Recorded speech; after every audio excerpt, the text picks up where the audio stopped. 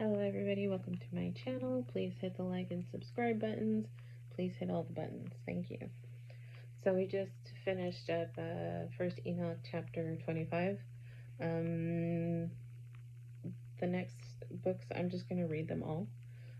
Chapters 26 through 36 in this book. So this first part of First Enoch, this section, this book is called The Watchers.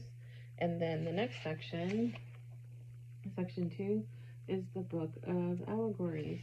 So we are going to finish the Watchers, and then the next section we will start chapter 37 on the second book in this first book of Enoch.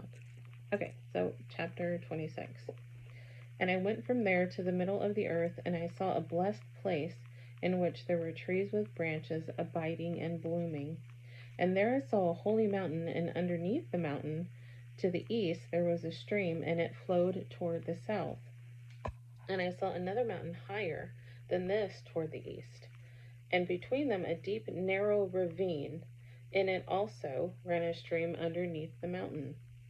And to the west thereof was another mountain, lower than the former, of a small elevation, and a deep, dry ravine between them. And another and dry ravine was at the extremities of the three mountains. And all the ravines were deep and narrow, being formed of hard rock, and trees were not planted on them. And I marveled at the rocks, and I marveled at the ravine. Yes, I marveled very much. That kind of like sounds like the Grand Canyon, but that's just what I visualize. Chapter 27. Then I said, for what purpose is the blessed land, which is entirely filled with trees, and this accursed valley between? Then Uriel, one of the holy messengers who was with me, answered, this accursed valley is for those who are accursed forever. Here all of the accursed will be gathered together, who utter unseemly words with their lips against the Lord, and speak hard things of his glory. Here they will be gathered together, and here will be their place of judgment.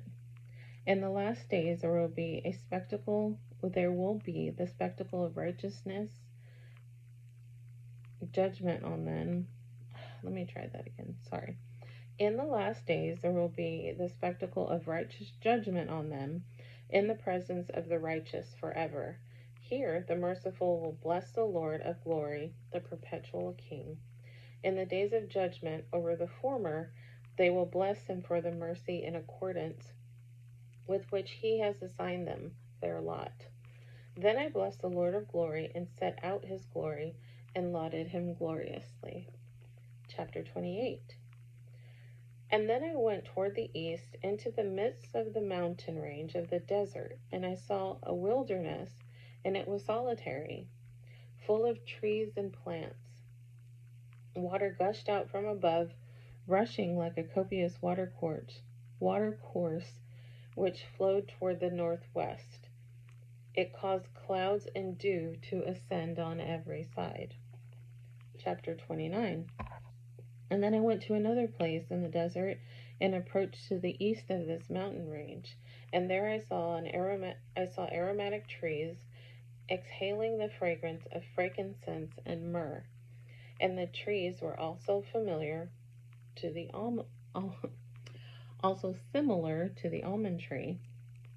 Chapter 30. And beyond these I went far to the east, and I saw another place, a valley full of water, and therein there was a tree, the color of fragrant trees, such as the mastic. And on the sides of those valleys I saw fragrant cinnamon. And beyond these I proceeded to the east. Chapter 31. And I saw other mountains, and among them were groves of trees, and nectar flowed out of them, which is called Sarara and Galbanum. And beyond these mountains I saw another mountain to the east of the ends of the earth, on which were aloe trees, and all the trees were full of stacte, Stacte, being like almond trees, and when one burned, it smelled sweeter than any refreshing fragrance. So a lot of mountains, a lot of really good smelling trees. I like it. Really good, comforting environment. Chapter 32. And after these fragrant odors, as I looked toward the north over the mountains, I saw 7 mountains full of choice nard and fragrant trees and cinnamon and pepper. And then I went over the summits of all of these mountains far toward the east of the earth and passed above the Erythraean Sea, and went far from it and passed over the messenger Zotiel. And I came to the garden of righteousness, and I saw beyond those trees many large trees growing there, and of attractive fragrance, large, very beautiful, and glorious, and the tree of wisdom of which they eat, and know great wisdom. That tree is in height like the fir, and its leaves are like those of the carob tree, and its fruit is like the clusters of the vine. Very beautiful, and the fragrance of the tree penetrates far. Then I said, how beautiful is the tree, and how attractive is its look. Then Raphael, the holy messenger who was with me, answered me and said, this is the tree of wisdom, which your ancient father and your ancient mother, who were before you, have eaten, and they learned wisdom, and their eyes were opened, and they knew that they were naked, and they were driven out of the garden. So, according to this, the tree still exists. Okay.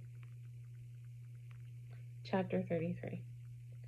And from there I went to the ends of the earth, and saw great beasts there, and each differed from the other, and also birds differing in appearance, and beauty, and voice, the one differing from the other.